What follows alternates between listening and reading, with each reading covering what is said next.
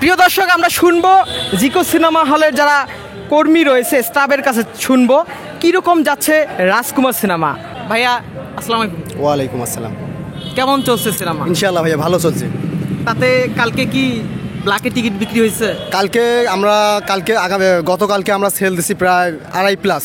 2.5+? Yes, 2.5 lakh plus হয়েছে আর কি। আপনাদের সিনেমা হলে দেখতেছি টেবিল বসানো বা চেয়ার বসানো। না, আসলে আমাদের সিনেমায় ফার্স্ট ক্লাসে আছে টেবিল আর ডিসিতে আছে চেয়ার, মানে পার্সোনাল ভাবে।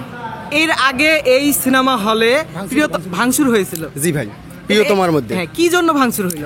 আসলে দর্শকের অনেক ভিড় ছিল, অনেক জ্যাম ছিল, যার কারণে ভাই আমরা চেয়ার দিতে পারি না। দর্শক ফুল একবারে ফুল বুকিং হওয়ার কারণে, ভিতরে একটা গ্যামজাম হওয়ার কারণে আমাদের লাস্টে ইয়েটা হয়ে গেছে। একটানা কতদিন প্রিয়তমা চলছে? একটানা প্রিয়তমা চলছিল ভাই 2বার। প্রথম ঈদে যখন নিয়ে আসা হয়েছিল তখন চলছিল 15 দিন, পরে আমার মালিক আবার যে প্রিয়তমাটাই নিয়ে আসছিল। আপনারা অন্য নায়কের সিনেমা কেন লাগান না? আসলে ভাই সাকিব ভাইয়ের টানটাই যায় অনেক বেশি, সাকিবের ভক্ত অনেক, যার কারণে এই যে সাকিবের ছবিটাই ভালো চলে আর কি। আমাদের চলচ্চিত্রের অনেক নায়ক নায়িকারা বলে থাকেন এক সাকিব নির্ভর চলচ্চিত্র কখনোই হবে না, বিকল্প কাউকে খুঁজতে হবে। তারা কি পাবে?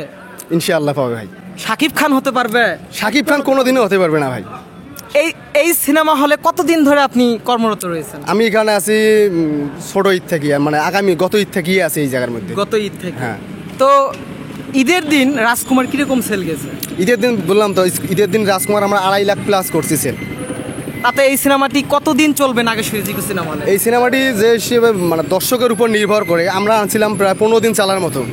এখন যদি দর্শক এর মধ্যে আরও বেশি হয়, ভালো হয়, এটা আবার 15 দিন আমরা বাড়াই নিব ইনশাল্লাহ। 1 মাস। দর্শক চাইতেছে শুধুমাত্র একটা, সেটা হলো দর্শক এরপর চাইতেছে তুফান ছবিটার জন্য।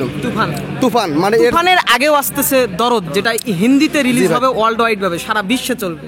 আমরা কি সিনেমাটা এখানে এসে দেখতে পারবো? ইনশাআল্লাহ ভাই। তখন তো ঈদ থাকবে না? ঈদ না থাকলেও ভাই, যেমন দেখা যাচ্ছে শাকিব খানের সিনেমা, শাকিব খানের উপরেই সব নির্ভর করে। তাতে শাকিব খানের সিনেমা ঈদ ছাড়াও জিকোতে চলবে? ইনশাআল্লাহ ভাই চলে। যেমন আমরা ঈদ ছাড়াও আমরা চালাইছিলাম প্রিয়া আমার জান। এই রাজকুমারের আগে আমরা চালাইছিলাম প্রিয়া আমার জান, ওটা কিন্তু অনেক ভাই আমরা সেল দিছিলাম।